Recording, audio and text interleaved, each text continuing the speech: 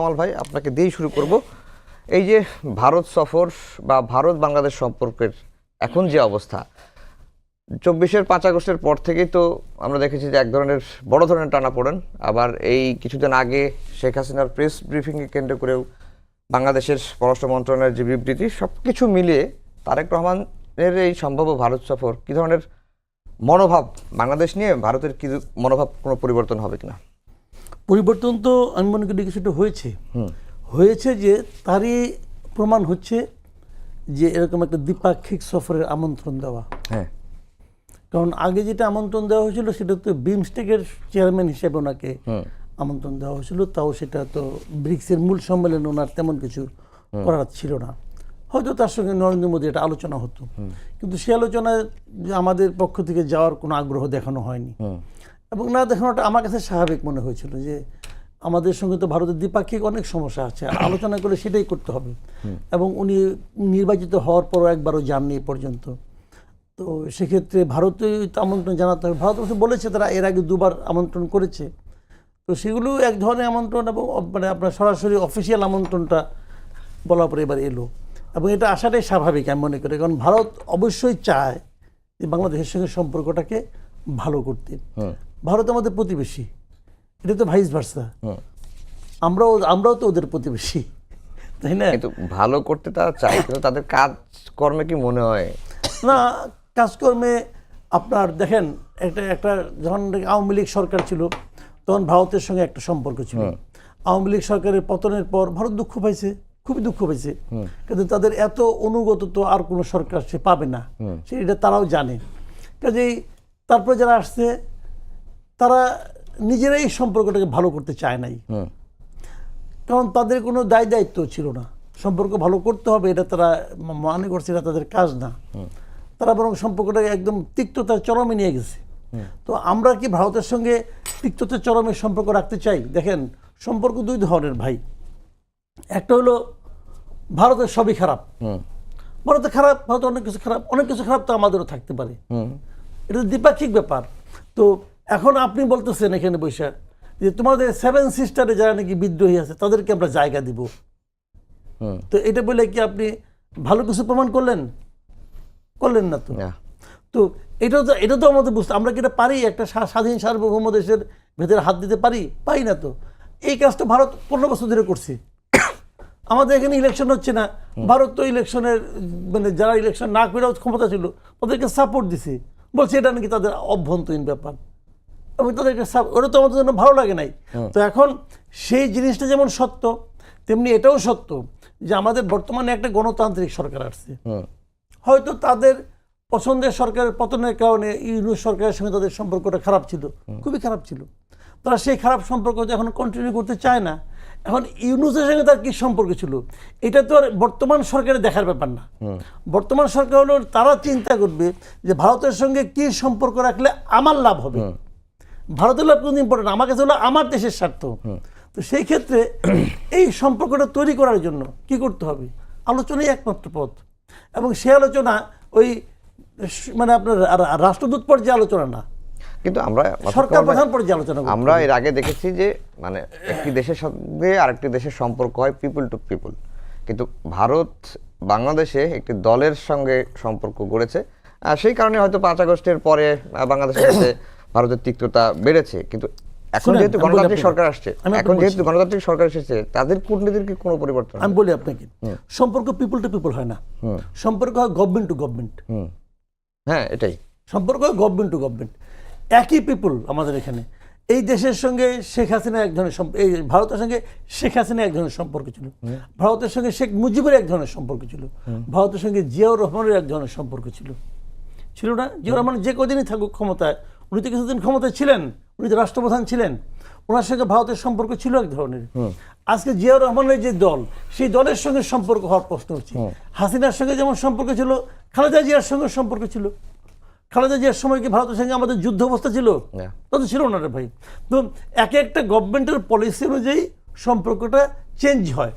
তো এখন অন্তর্বর্তীকালীন সরকারের সময় যে সম্পর্ক ছিল, আমরা অবশ্যই ভাববো না যে এই বর্তমান নির্বাচিত ভারত তো বলছে যে duly elected government, elected Democratic government, Bharat বলতেছে কাজে যে গভর্নমেন্টকে তারা এইভাবে ডিফাইন করছে তার সঙ্গে সম্পর্ক তো ইউনিট সরকারের মতো সম্পর্ক হবে না, তারা তো ইউনিট সরকারকে এভাবে রিকগনাইজ করতো না। জি মোশাররফ ভাই, সরকার ভারতকে আসলে কিভাবে ডিল করছে? ধন্যবাদ আপনাকে, ধন্যবাদ আমার সমালোচক। আসলে বাংলাদেশ একটি স্বাধীন সার্বভৌমত্ব রাষ্ট্র। আমরা মনে করি আমাদের সাথে যে কোনো দেশের সম্পর্ক হবে মর্যাদা এবং সার্বভৌমত্বের ভিত্তিতে, এটা আমরা কিন্তু প্রত্যাশা করি।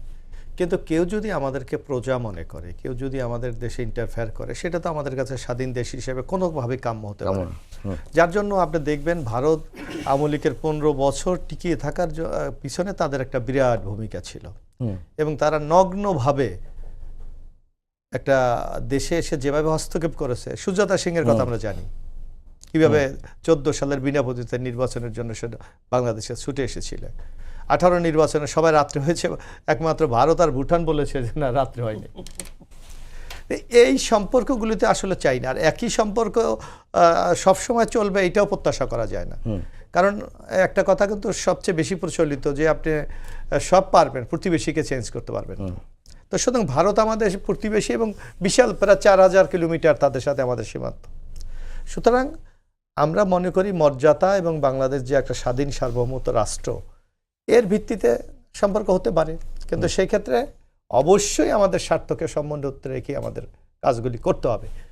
আপনি দেখেন, আমি ওই যে কথাটি আমাদের কামাল ভাই বলেছে যে তাদের যে পছন্দের সরকার চলে গেছে, তারপর তাদের রিয়াকশনটা কত প্রতিবেশী সুলভ হয় না, খুব নেগেটিভ তারা কিছু কিছু ক্ষেত্রে রিয়াকশনটা দিয়েছে, এবং বাংলাদেশকে একটা মৌলবাদী রাষ্ট্র হিসাবে প্রতিষ্ঠা করার জন্য কিন্তু তারা নানাভাবে চেষ্টা করেছিলেন, কিন্তু বাস্তবে কিন্তু সেটা হয়নি। যার কারণে আমার হয়তো ভারতের একটা উপলব্ধি যে বাংলাদেশের সাথে সম্পর্কটা ভালো হওয়া প্রয়োজন। এই ভারতের পাশাপাশি আমরা দেখলাম যে আমেরিকা, চীন, তারপরে হচ্ছে রাশিয়া, এই যে সুপার পাওয়ার দেশগুলো, এবং বলা হচ্ছে যে ভূ রাজনীতির একটা খেলা চলছে বাংলাদেশকে ঘিরে, সেটিতে বাংলাদেশ কিভাবে পার্ট হবে? না, এখানে তো বাংলাদেশকে আমাদের তো সবার সাথে আমাদের সম্পর্ক রাখতে হবে, নিজেকে কারোর কাছে বিক্রি করে দেওয়া যাবে না, যাতে আমাদের স্বার্থটা সংরক্ষণ করে আমরা করতে পারি। আজকে দেখেন, যদি শেখ হাসিনা, আপনি একটু চিন্তা করেন হাইপোথেটিক্যালি, যদি শেখ হাসিনার এই ব্রিক্স সম্মেলনে দাওয়াত করতেন, উনি তো আগে গিয়ে বসে থাকতেন, আগে গিয়ে কিন্তু যে বসে থাকতেন। কিন্তু আপনি দেখবেন যে একটা স্বাধীন দেশের একটা নির্বাচিত সরকার সেটা কিন্তু অ্যাকসেপ্ট করে নাই, কারণ আমাদের দেশ মাননীয় প্রধানমন্ত্রী মনে করেছে আমার সাথে বৈঠক হলে দ্বিপাক্ষিক সম্পর্কের ভিত্তিতে হতে পারে। আজকে দেখেন ভারত কিন্তু তাকে আমন্ত্রণ জানিয়েছে দ্বিপাক্ষিক সম্মেলনের জন্য। আমি মনে করি এইটাই একটা রাষ্ট্রের প্রতি একটা সম্মান দেখানো। তো ভারত যদি উপলব্ধি করে যে না, বাংলাদেশের সাথে মর্যাদার ভিত্তিতে একটা সম্পর্ক তৈরি হবে, আমি মনে করি সেটাকে স্বাগত জানানো। জি হ্যাঁ, মোশাররফ ভাই, ভারতকে ডিল করার ক্ষেত্রে সরকার কি আসলে সঠিক পথে আছে কিনা? আমাকে জিজ্ঞেস করছেন? ইয়েস, ও সরি, মান্নান ভাই। আব্দুল মান্নান ভাই। হ্যাঁ, না ঠিক আছে, থ্যাংক ইউ। আর সবাইকে ধন্যবাদ জানাই, সবাই তো রাইটলিই বলছেন। দেখেন, বাংলাদেশের বর্তমান প্রজন্ম যারা আছে, বিশেষ করে গত 15-17 বছর যারা বাংলাদেশ, যাদের বুঝার বয়স হয়েছে বা ভোটার হয়েছে 15-17 বছর, অর্থাৎ এখন থেকে 18 থেকে যারা 35-40 বছর বয়স, তারা কিন্তু একবারে চোখের সামনে যে ঘটনাগুলো দেখেছে, সেই জিনিসটা কিন্তু রাতারাতি পাল্টে দেওয়া এটা সম্ভব না। এটা ভারত সরকারের জন্য একটা চ্যালেঞ্জ। ভারত সেটাকে চ্যালেঞ্জ হিসেবে নেই কিনা, যে বাংলাদেশের সাথে একটা প্রতিবেশী সুলভ আচরণ, ন্যায্যতা, ন্যায় এবং ইনসাফের ভিত্তিতে একটা সম্পর্ক যে মেনটেন করা দরকার, সেই অনুসূচনা বোধও ভারতের হয়েছে কিনা, এই জিনিসটা বাংলাদেশের মানুষ এখনো কিন্তু মনে করছে না। এখনো মনে করছে না। কি কারণে মনে করছে না? দেখেন, একবারেই সম্প্রতি এই আগস্ট মাসের 5 তারিখে এদেশে মানে ফাঁসির দণ্ডপ্রাপ্ত একজন আসামি তার দেশে ইন্ডিয়াতে একবারে সাংবাদিক সম্মেলন করেছে। তারা বলছে এটা তাদের মানে সরকারি বিষয় না, তাদের প্রাইভেট বিষয়। তাই প্রাইভেট বিষয়ে তো মানে বাংলাদেশে যখন একজন আদালতে একজন আইনজীবী কার্লাইলকে যখন আসতে দেওয়া হলো না, তখন উনি কিন্তু সংবাদ সম্মেলন ইন্ডিয়াতে করতে গিয়েছিলেন, পারমিশন নিয়ে উনি নামতে পারেন নাই, ওনাকে কিন্তু নামতে দেওয়া হয় না, সংবাদ সম্মেলন করতে দেওয়া হয় নাই। তাহলে একদিকে আপনি আমাদের যারা ফ্যাসিস্ট, যাদের জন্য আমরা জীবন দিলাম, হাজার হাজার মানুষ আহত হলো, দেশের অর্থনীতিকে পঙ্গু করে দিয়ে গেল, ব্যাংক লুটপাট করলো। এই যে একটা চক্রকে এই প্রতিবেশীরা কি করে রেখেছে, মানে আশ্রয় প্রশ্রয় দিয়ে রেখেছে। এবং সর্বশেষ ইনকিলাব মঞ্চের উসমান হাদির যে শরীফ উসমান বিন হাদির যে খুনিদেরকে সেখানে কি করা হয়েছে, আশ্রয় প্রশ্রয় দিয়ে সেখানে রেখে দেওয়া হয়েছে। অনেকগুলো বিষয় নিয়ে ইন্ডিয়া তার অবস্থান বাংলাদেশের জনগণের কাছে এখনো কি করতে পারে নাই, ক্লিয়ার করতে পারে নাই। এর ভিতর দিয়ে দীনেশ ত্রিবেদী যিনি প্রধানমন্ত্রীর সাথে সাক্ষাৎ করেছেন, সাক্ষাৎ করার পরে কিন্তু এদেশে তিনি তেমন কোনো কিছু ব্রিফ করেন নাই জনগণকে। আবার বিএনপির পক্ষ থেকেও জনগণের কাছে খোলাসা করে কোনো কিছু বলা হয় নাই যে এই বিষয়গুলো আমাদের আলাপ আলোচনা হচ্ছে এবং এই কারণে। আর আজকে যে আপনি টপিকটা করেছেন, এই টপিকটার মানে সূত্র কিন্তু ইন্ডিয়ান গণমাধ্যম। ইন্ডিয়ান গণমাধ্যম থেকে আমাদের গণমাধ্যমগুলো কি করছে যে এই ইয়েটা করছে। বাংলাদেশে এখনো বিএনপি আনুষ্ঠানিকভাবে কোনো পররাষ্ট্র মন্ত্রণালয় বা বিএনপির দল হিসেবে এরকম কোনো মানে তথ্য আমরা মনে হয় পাইনি। আপনারা পেয়েছেন কিনা জানি না। তো এই অবস্থায় এসে একটা মাঝখানে কিন্তু একটা গ্যাপ আছে। আবার মাসুদ কামাল ভাই গল্পচ্ছরও বলতেছিলেন আগে যে না আমি নিশ্চিত যে এটা যাবেন এবং হবে। হ্যাঁ, হতে পারে, এই জাতীয় জিনিস হতেই পারে, কারণ রর প্রধানও এসেছিলেন, হয়তো বা কোনো না কোনো ক্ষেত্রে এখানে কোনো মানে স্ট্র্যাটেজিগতভাবে ওনারা সব কিছু এখন ক্লোজ না করে আলাপ আলোচনার ভিত্তিতে যদি পজিটিভ ফলাফল বাংলাদেশের জনগণের জন্য প্রধানমন্ত্রী আনতে পারেন, সেই পর্যন্ত অপেক্ষা করার জন্য হয়তো বা এটাকে কি করে রেখেছেন। তা আমি মনে করি প্রতিবেশী পরিবর্তন করা যায় না, আমি সবার সাথেই একমত। এই প্রতিবেশীদের সাথে বাংলাদেশের প্রতিবেশী পরিবর্তন করা যায় না, কিন্তু প্রতিবেশীর স্বভাব পরিবর্তনে বাধ্য করা যায়। কারণ প্রতিবেশী মানে যে কাজগুলো করেছে, দেখেন এই স্বভাব পরিবর্তনের জন্য ম্যাডাম জিয়া কিন্তু অনেক বড় রিস্ক নিয়েছেন।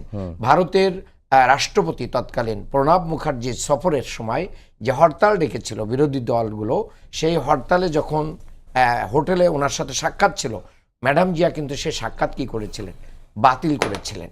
তার মানে হচ্ছে এই জায়গায় আমাদের কিন্তু ন্যায্যতার ভিত্তিতে বাংলাদেশের জনগণের মান এবং সম্মানকে কিন্তু রক্ষা করেছিলেন। আর বাংলাদেশ এখন কিন্তু শুধু ইন্ডিয়ার দিকে চেয়ে নেই। ইন্ডিয়া তো দীর্ঘদিন ধরে আমাদের মানে দিক থেকে মুখ ফেরাই নিয়েছে। এই দীর্ঘ শেখ হাসিনা মানে 2 বছরের বেশি সময় হয়েছে যে আমাদের ভিসা দেয় না, আমাদের অনেক কিছু দেয় না। তো তারপরেও তো বাংলাদেশ চলছে, বাংলাদেশ তো থেমে নেই। একটা দেশ কখনো থেমে থাকবে না। আমরা মনে করি যে প্রধানমন্ত্রী বাংলাদেশের মানুষের মান সম্মান ইজ্জত পালস সবকিছু হিসাব করে সফর নির্ণয় করবেন। না হলে এই সফর যদি তার জনপ্রিয়তার ক্ষেত্রে এবং দল হিসেবে বিএনপিকে চ্যালেঞ্জে ফেলে দেয়, তাহলে এই সফর বিএনপির জন্য বুমেরাং হবে। জি, মাসুদ কামাল ভাই, শেখ হাসিনার প্রত্যাপনের সমাধান না হওয়া পর্যন্ত তারেক রহমানকে ভারতে যেতে মানে তারেক রহমান ভারতে যেতে পারবেন না। এনসিপির আহ্বায়ক নাহিদ ইসলাম এটি বলেছেন। যে শেখ হাসিনার প্রত্যাপনের সাথে ভারত সফরের সম্পর্কটা আসলে কি? দেখেন, এখানে নাহিদ ইসলাম যেটা বলেছেন, উনি এনসিপির প্রধান, উনি ওনার মতো বলেছেন, এটা ওনার পলিটিক্স, এটা নিয়ে আমি মানে সিরিয়াসলি নিচ্ছি না। বাট মূল ঘটনা হলো যে এটার সঙ্গে ওটার সম্পর্ক কি? সম্পর্ক নাই, আবার আছে। সম্পর্ক নাই, আবার আছে। মানে আমার ওই ভদ্র মহিলাকে যদি কখনোই ওনারা ফেরত না পাঠান, মানে এটা হলো কি প্রত্যার্পণ। যদি প্রত্যার্পণ না করেন, তাহলে কি আমার ভারতের সঙ্গে সম্পর্ক রাখবো না? ওই মহিলা কি এক নাম্বার ইস্যু হতে পারে? আমি মনে করি না। ওনাকে যদি ফেরত না দেয়, আমাদের কি লস হবে? শেখ হাসিনাকে যদি ওরা কখনোই ফেরত না দেয়, আমাদের লসটা কি হবে বলেন তো আপনি আমারে? কোনো লস নাই। একজন ভদ্র মহিলার খাওয়া খরচ বেঁচে গেল, ওরা খাওয়াবে দাওয়াবে রাখবে, আমাদের সমস্যাটা কি? এখন এইগুলি কোনো বিষয় না। কিন্তু ইস্যুটা হলো কি, এখানে জানেন আমরা যে আবার বলা সম্পর্ক আছেটা কোথায়?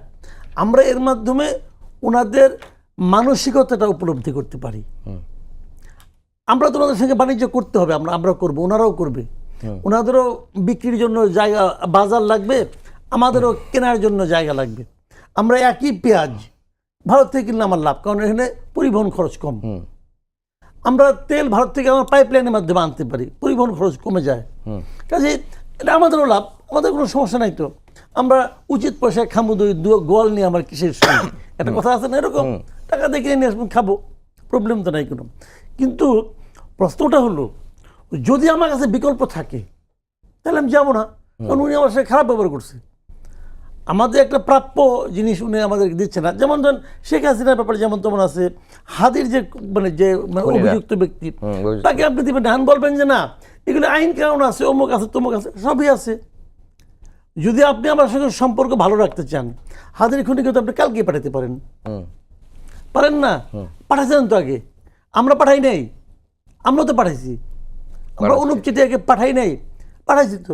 তাহলে চাইলে পাঠাতে পারেন, আর যদি পাঠাইতে না চান অজুহাতের পর অজুহাত দিতে পারেন আপনি। তো আমার কথা হলো কি, এই বিষয়গুলিও কিন্তু আলোচনার বিষয়। তারেক রহমানের সঙ্গে তো আলোচনা বসেন নরেন্দ্র মোদী, দুই দেশের দুই সরকার প্রধান, তারা যদি বসেন অনেক কিছু হতে পারে। আচ্ছা, অনেক কিছু হতে পারে, না হওয়ার তো কোনো কারণ দেখি না। কিন্তু কারণ আমি যতটুকু শুনেছি এর মধ্যে, কালকে আমি দেখলাম তো ওদের রাজ্যসভায় ওদের যিনি ডেপুটি পররাষ্ট্রমন্ত্রী আছেন, উনি কিন্তু অনেক কথা বলেছেন এবং অনেক ইঙ্গিত দিয়েছেন। সেটার মধ্যে আমি যে কারণে বলতেছি যে এগুলি হলো গিয়া হয়তো ওনারা বলতে যাচ্ছেন, তারেক রহমানকে লোভ দেখাচ্ছেন, অথবা উপহারে সে বলতেছেন যে আমরা এগুলি করবো, অলরেডি করা শুরু করবে তারা। যেমন অনেকগুলি ক্ষেত্রে ওদের কিন্তু এম্বার্গো ছিল, আমাদের অনেক পণ্য বলছে না এরা এই সীমান্ততে ঢুকতে পারবে না, ওই সীমান্ত দিয়ে ঢুকতে হবে, তার মানে ওটা ঢুকলে আমাদের আর লাভ হবে না, তখন পরিবহন খরচ বেড়ে যাবে। আবার অনেকগুলো তারা নিবে না বলেছিল অনেক কিছু আমাদের কাছ থেকে। তো সেগুলি যদি তারা এম্বার্গো উঠিয়ে দেয়, তাহলে কি এম্বার্গো উঠিয়ে দিলে আমাদের বিরাট কিছু হয়ে যাবে তা না, কিন্তু এর মাধ্যমে মানসিকতার যে পরিবর্তনটা সেটা কিন্তু ক্রমশ দৃশ্যমান হবে।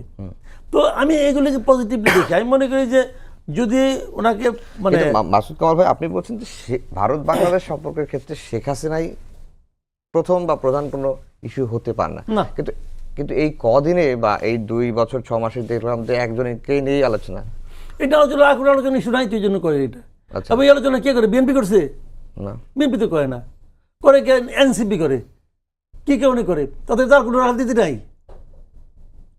তাদের তো এটাই রাজনীতি, আর কোনো রাজনীতি নাই তো এনসিপির, এই জন্য করে। এইটা আমাদের মূল ইস্যু না। শেখ হাসিনা, শুনেন, শেখ হাসিনা আইনে আপনি কী করবেন? কথাটা খেয়াল করেন। যখন শেখ হাসিনা দিয়ে আনলে আপনি কী করবেন?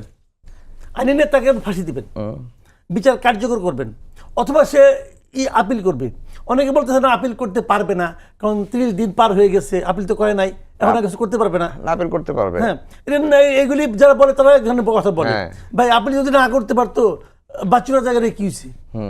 তার ফাঁসি হাতে হয়েছিল না? সে কি এখন জেলখানায় আছে না বাইরে ঘুরতেছে? কোন আইনে? ভাই এগুলো অনেক কিছু হয়, সরকার চাইলে অনেক কিছু হয়, কাজে ওইগুলি বলে লাভ নেই। কিন্তু যখন তারা আপনি আনবেন, আনার পরে আমি বললাম বরঞ্চ আমি তো মনে করি তারা না আনার সুবিধা। কারণ আনলে পরে কি হবে? আনলে পরে কিন্তু বিএনপি একটা চাপের মুখে পড়ে যাবে, তাকে সে কি করবে? এবং তাকে যখন সে কিছু একটা করতে যাবে, ভাই এই দেশে তো আওয়ামী লীগের অনেক সমর্থক অনেক আছে, কাজেই ওইটাও তো বিএনপিকে ভাবতে হবে, বাস্তবতা ভাবতে হবে ভাই। সব কিছু আইন দেওয়া হয় না, অনেক কিছু বাস্তবতা ভাবতে হয়, অত সহজ হবে না। ওই যে মাসুদ কামাল ভাই বলছিলেন যে শেখ হাসিনাকে দেশে ফিরিয়ে আনার চেয়ে না আনাটাই বেশি সুবিধা। না, এখন আওয়ামী লীগের রাজনীতি নিষিদ্ধ, কার্যক্রম নিষিদ্ধ। নিশ্চয়ই দেশে যখন চলে আসবে, একদিকে যেমন শেখ হাসিনা বিচারের সম্মুখীন হবে, পাশাপাশি এই ব্যাপারেও তো তারা আইনি পদক্ষেপ গ্রহণ করবে। তো শুধু এখানেতে দ্বিমুখী সংকট আছে এটা। তবে আমি মনে করি এই ভারতের যে আজকে আগ্রহ, এই আগ্রহটা ওই দেশের নাগরিকদেরও কিন্তু একটা বিরাট ডিমান্ড আছে। আমরা দেখি যে কলকাতার যে যারা কাস্টমার, এর মধ্যে 80% বাংলাদেশি। আজকে আমরা পত্রপত্রিকা দেখি যে কলকাতা নিউ মার্কেট নীরব, অনেক দোকানের মানে দরজা খুলতে পারছে না, কাস্টমার নেই। তো সুতরাং এই ধরনের, আবার দেখবেন চিকিৎসার ক্ষেত্রে বাংলাদেশের অধিকাংশ লোক ভারত যাচ্ছে, ভিসা কারণে অনেক লোক যেতে পারছে না, ওদের হাসপাতালগুলো এখন অনেকটা রুগ্ন হয়ে যাচ্ছে। তো সামগ্রিক দুই দেশেরই কিন্তু স্বার্থ এখানে আছে, স্বার্থ। এই যেমন আমরা এখন একটা গ্যাস প্রবলেমে পড়েছি বাংলাদেশ, দেখেন আমি দেখলাম ওই দিনও যে ভারতের পাইপের মাধ্যমে গ্যাস আনার জন্য একটা পদক্ষেপ গ্রহণ করছে। তো সুতরাং আমি মনে করি স্বার্থই, তবে ভারতেরও উচিত, কারণ আমাদের সাথে তাদের এই যে যুদ্ধবন্দী প্রত্যাবর্তন আইন আছে। এক সময় যেটা মাসুদ কামাল ভাই বলেছে, অনুপ চেটিয়া যেমন এখান থেকে ফেরত গেছে, আবার মনে দেখবেন যে শেখ মুজিবুর হত্যা মামলার আসামি ক্যাপ্টেন মাজেদ মনে হয়, মাজেদ, তাকেও কিন্তু বাংলাদেশে নিয়ে আসছে। আরও অনেক আসামির যারা অন্যান্য শীর্ষ সন্ত্রাসীদেরকে নিয়ে আসছে। সুতরাং আপনি একদিকে আইন মানবেন, অন্যদিকে মানবেন না, এটাও তো আপনার একটা ডাবল স্ট্যান্ডার্ড, এটাও তো মানুষ ভালোভাবে নেবে না। তো ভারতের মতো যারা দাবি করে একটা গণতান্ত্রিক রাষ্ট্র, সেই রাষ্ট্র তো এই ধরনের একটা ভূমিকা প্রত্যাশা করে না। আমার মনে হয় দুই শীর্ষ নেতার যদি বৈঠক হয় এইসব জটগুলি অনেকটা খুলতে পারে বলে আমার কাছে মনে হচ্ছে। জি মানন ভাই, ভারত সবসময় মানে দ্বিচারিতা করেছে বিভিন্ন ইস্যুতে। আপনিই বলছিলেন যে অনেকগুলো বিষয়ের কিন্তু তাদের অবস্থান ভারত এখনো পরিষ্কার করেনি। তো সেই ক্ষেত্রে প্রধানমন্ত্রীর সম্ভাব্য এই সফরে কি মানে, যদিও প্রথমেই এই প্রশ্নটা করেছিলাম বরফ গলবে কিনা দুই দেশের সম্পর্কে। বরফ যে সফরের আগেও যে কিছু গলছে না তা না, বরফ গলছে বলেই তো একটা সফরের একটা কথা এখানে আসছে। তবে তাদের মানসিকতার যে হিস্ট্রি আছে সেই হিস্ট্রিটা কিন্তু খুব দুঃখজনক। এটা 47 থেকে শুরু করে নিয়ে আপনি যদি 24 পর্যন্ত নিয়ে আসেন, বরাবরই তারা আমাদের যে বন্ধু ছিল এটা তারা প্রমাণ করতে পারে নাই। যদিও বড় সড়ো জোরে সোরে করে বলা হয় 71-এ তারা আমাদের অনেক কিছু করেছে, আবার অনেক কিছু লুটপাট করেও নিয়ে গেছে, এবং যার কারণে শেখ মুজিবুর রহমানের মতন মানুষ এবং বাংলাদেশের মেজর জলিলরা সেদিন দাঁড়িয়ে গিয়েছিলেন এবং তাদেরকেও রাজাকার আখ্যায়িত করা হয়েছে। বাংলাদেশের সেই জায়গায় তারা কিন্তু তাদের মানসিকতার, বন্ধুসুলভ মানসিকতার সেই পরিচয়টা ধরে রাখতে পারেন নাই, 71-ও পারেন নাই। আবার পরবর্তীতে দেখেন শেখ মুজিবুর রহমান এবং রক্ষী বাহিনী এবং আওয়ামী লীগ ওই সময় যে মানে বাকশাল কায়েম করে বাংলাদেশের যে হত্যাকাণ্ড জাসদ সহ বাংলাদেশের জনগণের উপরে চালিয়েছে, এই ব্যাপারেও কিন্তু তারা নীরব থেকেছে। এই জায়গায় তারা দিয়েছে। আবার গত 17 বছর বাংলাদেশে বিচারিক হত্যাকাণ্ড এবং মানে নির্বাচনবিহীন যেই মানে বিনা ভোটের নির্বাচন, রাতের একদিন আগের নির্বাচন, নিশিরাতের নির্বাচন, এই সবগুলোকে সাপোর্ট করেছে।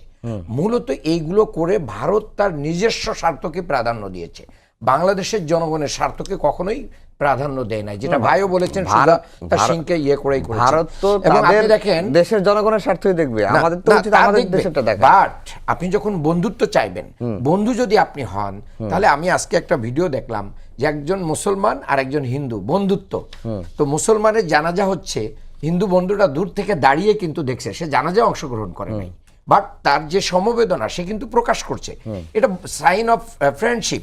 আপনি দেখেন, আপনি কয়দিন আগেই পুশিন করছেন, সারা বাংলাদেশের সীমান্তগুলোকে কি করে ফেলা হলো, মানে অস্থির করে ফেলা হলো, এবং ফেলানিদেরকে হত্যা করে যে জোলাই রাখা হয়েছে, এগুলো তো বাংলাদেশের জনগণ কখনো ভুলতে পারে না। আজকে এই জায়গাগুলো ইন্ডিয়া কিভাবে নিচ্ছে?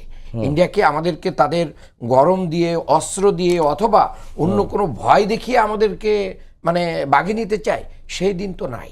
সেই জায়গা থেকে বাংলাদেশ বেরিয়ে এসেছে। বাংলাদেশের হাসপাতালগুলোর বিকল্প হয়েছে, আরও হাসপাতালের জায়গা তৈরি হয়েছে, প্লাস বাংলাদেশে আধুনিক মানের আরও হাসপাতাল চায়নার সহযোগিতায় প্রতিষ্ঠিত হবে।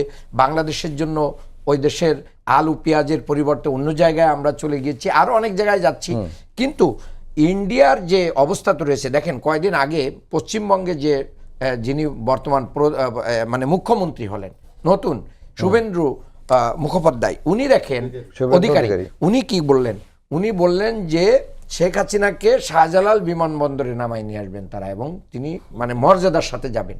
তো একজন মুখ্যমন্ত্রী হয়ে নির্বাচিত হয়ে এই কথাগুলো বলছেন কেন? এটা তো মোদী সরকারেরই পার্ট, এবং দীর্ঘ লড়াইয়ের পরেই কিন্তু তারা এখানে জয়লাভ করেছে। তাহলে মুখে তারা যা বলছে, তাদের অন্তরের ভিতরে কি আছে, এই জিনিসটা কিন্তু বাংলাদেশের জনগণের কাছে স্পষ্ট না। তো আমি মনে করি এই অবস্থায় প্রধানমন্ত্রীর সফর না হয়ে প্রধানমন্ত্রীর পক্ষ থেকে একটা টিম বা কিছু সফরের অন্য বিকল্প হয়ে যদি একটা বরফ গলা শুরু হয়, সম্মানজনক জায়গায় যে তাদের অবস্থান পরিষ্কারের পর বাংলাদেশের প্রধানমন্ত্রী ইন্ডিয়ায় সফর হওয়া উচিত। জি মাসুদ কামাল ভাই, প্রধানমন্ত্রী না গিয়ে একটা টিম পাঠানোর কথা বলছেন মান্নান ভাই। না, এটা হতে নাগরিক হিসেবে বলছি, এটা কিন্তু আমার দলীয় স্টার না, দলীয় ব্যাপার দল না, এটা আমরা কোনটা দল কোনটা নাগরিকের আমি ক্লিয়ার করলাম, যেহেতু আমি ব্যক্তিগতভাবে বলছি। না, মান্নান ভাই যেটা প্রস্তাব, এটা একটা প্রস্তাব হতেই পারে, উনি তো একটা প্রস্তাব দিতে পারেন, কিন্তু আমি মনে করি কি এটা প্রতিদিন আপনি মিটিং করতে পারবেন না। আমি ভারতীয় পত্রপত্রিকায় যে রিপোর্টগুলি পড়লাম, সেখানে এটা বলা হয়েছে যে তারাও জরুরি ভিত্তিতে চাচ্ছে যে ব্রিক্স সম্মেলনের আগেই নরেন্দ্র মোদীর সঙ্গে ওনার বৈঠক হোক, মানে এটা কিন্তু ভারতীয় পত্রপত্রিকার রিপোর্ট, আমাদের এখান থেকে কিন্তু এখনো কিছু মানে কিছু বলা হয় নাই, কাজে এগুলো নিয়ে আমাদের আলোচনাটা একটু আর্লি হয়ে যাচ্ছে কিনা আমি জানি না। তবে ভারতের মিডিয়ার যে সংবাদ আর কি, এবং সেখানে এটাও বলা হচ্ছে যে ওরা একদম প্রাইম মিনিস্টার তো ভাই অনেক আগের থেকে অনেক প্রোগ্রাম থাকে, কর্মসূচি, তো মানে আপনার ব্রিক্সের পরে নরেন্দ্র মোদীর মানে টানা অনেকগুলি প্রোগ্রাম আছে, তার মানে ওদের মধ্যেও এক ধরনের তাগিদ আছে। দেখেন আমাদের সঙ্গে ভারতের সম্পর্ক খারাপ যাচ্ছে আজকে প্রায় 2 বছর।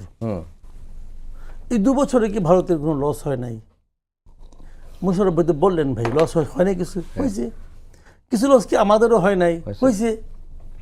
তো এই যে মানে সম্পর্কটা কেন খারাপ এটাও কিন্তু ক্লিয়ার না, ভারত ক্লিয়ার না কেন। প্রথম অন্তর্বর্তীকালীন সরকারের সময় খারাপ ছিল, ওইটা ঠিক আছে, ঠিক আছে কেন, তাদের পিয়ারের লোককে সরাই দিছে, তো মন খারাপ তো হবেই ভাই, তাদের সঙ্গে সম্পর্ক খারাপ হচ্ছে, আর ওনারা খারাপ রাখার চেষ্টা করছে, ওইটা ঠিক আছে মানলাম। কিন্তু দেখেন আপনি বেগম খালেদা জিয়ার মৃত্যুর পর ভারতের জয়শঙ্কর নিজে চলে আসছেন। কি কারণে আসছেন? এটা কিন্তু একটা ইন্ডিকেশন যে এই সরকার, তোমরা যদি গভর্নমেন্টে আসো তোমাদের সঙ্গে আমরা ভালো সম্পর্ক রাখতে চাই, স্বাভাবিক, এটা তো ইন্ডিকেশন তো, তাই না? তো এবং যদি স্বাভাবিক ভালো সম্পর্ক রাখা হয়, তাহলে এখন কথা হলো কি, এটাকে আমরা কোন পর্যায়ে নিয়ে যাব? এটা কি আওয়ামী লীগের মতো সম্পর্ক হবে? না, এটা জীবনও হবে না, কারণ দলটা তো আওয়ামী লীগ না, তারেক রহমান তো শেখ হাসিনা না রে ভাই। এটা ওরাও বুঝে এবং আমাদের জনগণও বুঝে যে সম্পর্কটা তাদের সঙ্গে যেটা ছিল ওই সম্পর্কটাকে কোনোভাবে সম্মানজনক সম্পর্ক ছিল না, এটা মানতে হবে। তার ভাই এর মানে আবার যে কথাগুলি অন্তর্বর্তী সরকার বলছে অতটাও না। এই যে বলছে না, আমি একবার দেখলাম যে অন্তর্বর্তী সরকারের এক উপদেষ্টা মাঝখানে একটা ফেসবুকে একটা স্ট্যাটাস দিল যে ভারতের সঙ্গে আমাদের কতগুলি দাসত্ব চুক্তি ছিল, আমরা আমাদের কতগুলি বাতিল করেছি, সে দিয়ে দিল। পরে দেখা গেলো কি, সে যে তালিকা দিছে ওগুলি বাতিল হয়ই নাই, ওরকম কোনো চুক্তি ছিল না। ওইটা আবার পরের দিনে কে বললো? ওই সরকারেরই পররাষ্ট্র উপদেষ্টা বললো। কাজেই ওই ধরনের নাটকও হয়েছে,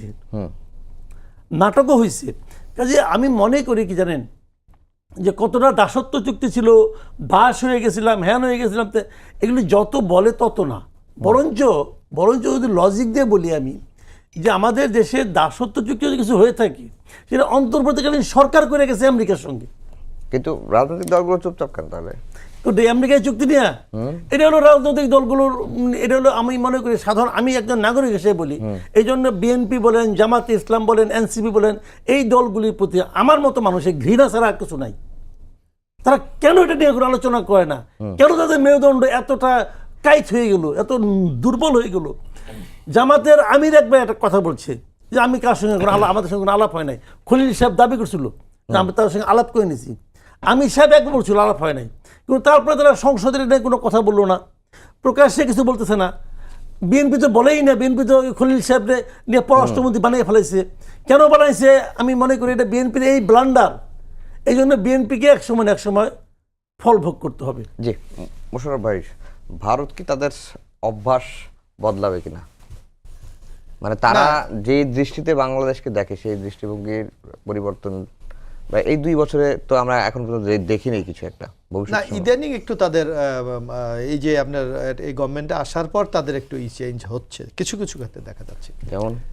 যেমন এই যে আপনি মনে করেন তাদের আগ্রহ বাংলাদেশের সাথে একটা সম্পর্ক তৈরি করা, তারপর আমাদের বাণিজ্যের ক্ষেত্রেও কিছু কার্যক্রম চলছে যে এটা ইন্টারিম গভর্নমেন্টের সময় একটা টোটালি স্টপ ছিল। যেমন গতকালকে দেখলাম আমাদের মরিচের ক্রাইসিস দেখা দিয়েছে,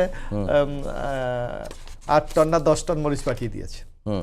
তো সুতরাং ইতিবাচক কিছু দেখা যাচ্ছে, কিন্তু মূল বক্তব্যটা হলো যে আমাদেরও কিন্তু এখানে কিছু স্বার্থ আছে। আপনি দেখেন, আমি যতটুকু মানে এবছরই তো গঙ্গা চুক্তির ব্যাপারে সিদ্ধান্ত হতে হবে ডিসেম্বরে। আপনি যদি একটা দ্বিপাক্ষিক সম্পর্কটা যদি উন্নতি না করেন তাহলে এইসব সংকট তো আরো দীর্ঘমেয়াদী দানা বাঁধবে। সুতরাং স্বার্থ কিন্তু আমাদের আছে, গঙ্গা চুক্তি করতে হবে আমাদের। তিস্তা যদিও আমরা এখন ব্যারেজ নির্মাণের জন্য আমরা পদক্ষেপ নিচ্ছি, তো সুতরাং এখানে যদি ধরেন আমরা গঙ্গা চুক্তি তাদের সাথে করতে হবে, আবার তিস্তা যদি আমরা করে ফেলাই সেক্ষেত্রে ভারত একটা টেনশনে পড়ে যাবে। তা সামগ্রিকভাবেই কিন্তু আমাদের সম্পর্কটা বিল্ড আপ যদি আমরা করতে পারি দুই আন্তরিকতার সাথে, ভারত যদি তার দাদাগিরিটা চেঞ্জ করে, তাহলে আমার মনে হয় বাংলাদেশ অনেক ক্ষেত্রে উপকৃত হবে, তারাও উপকৃত হবে। কিন্তু এখন ব্যাপার হলো যে এই দিকে ভারত কতটুকু হাঁটবে, এটা হলো মূল ব্যাপারটা। কিন্তু আমরা দেখলাম যে জুলাই গণঅভ্যুত্থানের পরে ভারতের সঙ্গে যত চুক্তি আছে সকল চুক্তি বাতিলের দাবি জানানো হলো, বলা হলো যে মাসুদ কামাল ভাই কি বলছিলেন যে দাসত্ব চুক্তি, না, এটা কেউ কেউ হ্যাঁ, বলেছে। হ্যাঁ কেউ কেউ বলছেন এটা দাসত্ব চুক্তি, কিন্তু মাসুদ কামাল ভাই বলছেন যে সবচেয়ে যদি দাসত্ব চুক্তি করা হয় তাহলে অন্তর্বর্তীকালীন সরকার সময় না, আমেরিকার এখন- সাথে, এখন- কিন্তু রাজনৈতিক দলগুলো নিশ্চিত আমি জানি না, মাসুদ ভাই হয়তো বলতে পারে। আমি জানি যে ইন্টারন্যাশনাল কোন চুক্তিটা হয় স্টেট টু স্টেট, জিটু আমরা যেটাকে বলি। তো আপনার সেই চুক্তি বাতিল করার সক্ষমতা কি আছে? আমার তো মনে হয় নাই। হয়তো চুক্তির গতি আপনি স্লো করে দিতে পারেন, হয়তো বাস্তবায়নের সময়টা লেংদি করতে পারেন, কিন্তু সামগ্রিক চুক্তি বাতিল করা, তাইলে তো আমরা তো বহুবার, আপনার মনে আছে ওই পার্বত্য চট্টগ্রাম চুক্তি নিয়ে আওয়ামী লীগ যখন হলো বহুবার আমরা বলেছিলাম চুক্তি বাতিল করে দেবো, কিন্তু আমরা কি পেরেছি? পারিনি। সুতরাং ইন্টারন্যাশনাল কন্ট্রাক্ট বাতিল করা যায় না, বরং এটাকে আপনি স্লো করতে পারেন, এটাকে বাস্তবায়নের জন্য আরো সময় নিতে পারেন। এই ক্ষেত্রে তো কিছু বাধা ধরা নিয়ম আছে। মানন ভাই, আপনারা ভারতীয় আধিপত্যবাদের বিরুদ্ধে গরম গরম কথা বলেন, কিন্তু আমেরিকার সাথে এত বড় একটা চুক্তি হলো, চুপ ছিলেন কেন? না, আমরা চোখ থাকি নাই তো। আপনি টেলিভিশনগুলো দেখেন, বিভিন্ন সমাবেশ এবং অন্যান্য জায়গায় দেখেন, আমরা বক্তব্য দিয়েছি। এখন যেটা হয়েছে, যেটা করা হয়েছে, জামাত ইসলামীকে উপরে দোষ দিয়ে যে আমাদের সাথে আলোচনা হয়েছে, আমরা কিন্তু ওপেনলি বলেছি এটা নিয়ে আমাদের সাথে আলোচনা হয় নাই। বরঞ্চ যারা এই চুক্তিতে কি করেছেন, ভূমিকা রেখেছেন, তাদেরকে বিএনপি রেওয়ার্ড দিয়েছে, পরবর্তীতে পররাষ্ট্র মন্ত্রণালয় তাদের হাতে তুলে দিয়েছে। কাজেই মানে জামাত ইসলামীর অবস্থান এখানে বাংলাদেশের জনগণের পক্ষেই আছে। আর দ্বিতীয় কথা যেটা আমি বলতে চাই যে আজকে ইন্ডিয়া যে সম্পর্কটা এখানে পুনর্গঠন করতে চাচ্ছে বা পুনর্নির্মাণ করতে চাচ্ছে, সেই সম্পর্কের উদ্দেশ্য যদি এরকম হয় যে শেখ হাসিনা এবং আওয়ামী লীগকে পুনর্বাসন সুদূর ভবিষ্যতে, তাহলে এটা বাংলাদেশের যে রক্ত আমরা দিয়েছি এই ফ্যাসিস্ট মোকাবেলায়, সেই রক্তের সাথে আমাদের কী হবে, গাদ্দারি হবে, সেইটা বুঝেই আমাদেরকে সেই সম্পর্ক উন্নয়ন করতে। এই জন্য এনসিপির নেতারা কিন্তু যেটা বলছেন এটা রাইটলি বলছেন যে এই জায়গা থেকে তারা কিন্তু কাউকেই কি করেন। আজকে শেখ হাসিনাকে নিয়ে তাদের একটা স্ট্যাটাস আছে, তারা কিভাবে রাখছেন বা কেন রাখছেন এটা নিয়ে কিছু বক্তব্য আছে, কিন্তু আদার্স যে সমস্ত হাজার হাজার নেতাকর্মী যারা অপরাধী এবং তারা কোন স্ট্যাটাসে ওই দেশে বসবাস করছেন এবং আসেন, মিটিং সিটিং করছেন, ঘুরে বেড়াচ্ছেন, এটা কিন্তু ইন্ডিয়া কিন্তু কিছুই বলছে না। পুশিন করছে সাধারণ নাগরিককে, অন্য কোনো এই জাতীয় কালপিট এবং যারা এখান থেকে পালিয়ে যে মানে সেখানে আশ্রয় প্রশ্রয় আছে তাদের কাউকেই পুশিন করা হচ্ছে না। এর দ্বারা বোঝা যায় যে মূলত এখানে একটা খেলা চলছে, এই খেলার অন্তরালে একটা পরিবেশ তৈরি করে নিয়ে শেখ হাসিনা এবং তার আওয়ামী লীগকে এখানে পুশিন করে দিয়ে এখানে পুনর্বাসন করার একটা পরিকল্পনা নিতে পারে। তার কিছু আলামত আমরা দেখতে পাই।